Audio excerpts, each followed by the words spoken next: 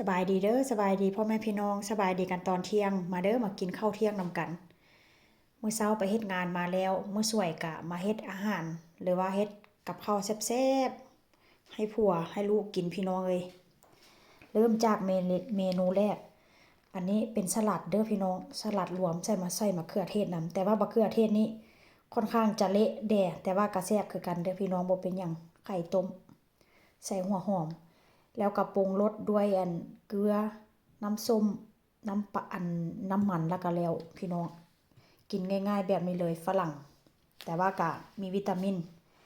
อันนี้ก็เป็นกุ้งนี่เอาขี้ผ่าเอาผ่าหลังเอาขี้ออกเรียบร้อยแต่พี่น้องแกะเปลือกห่างมันเก่าเปลือกออกเรียบร้อยที่เห็นเป็นสีแดงๆนี่บ่แม่นหยังเด้อพี่น้องสีแดงๆนี่นะสีแดงๆนี่แม่นค่อยเอาน้ำมันมันใส่น้ำเอาน้ำมันที่แบบว่าอยู่หัวมันนะเอาใส่น้ำว่าเส้นสันเนาะพี่น้องมันจังค่อยแซ่บเนาะนี่ล่ะแล้วก็อันนี้เป็นเมนูประจำบ้าน ทุกอาทิตย์ต้องได้กินพี่น้องเอ้ยขาดบ่ได้แท้ๆหมูปิ้งนี่ก็เป็นแบบว่าเนื้อหมูติดมันช่ำพี่น้องเอ้ยเห็นบ่เว้ามาแล้วก็อยากกินหมูกระทะเนาะถ้ากินหมูกระทะนี่ก็คือสิแซ่บพี่น้องเอ้ยมาเด้อมากินนำกันเด้อ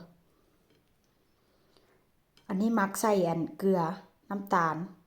คะโนซีอิ๊วขาวแล้วก็ใส่พริกไทยนำได้แล้วก็ใส่ไข่ใส่นมพี่น้องใส่ไข่หน่วยนึงได้นี่ได้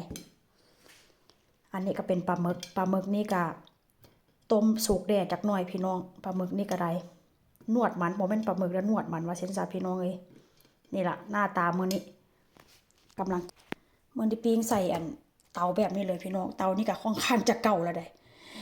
มึงไหมลูกสาวล่างนะ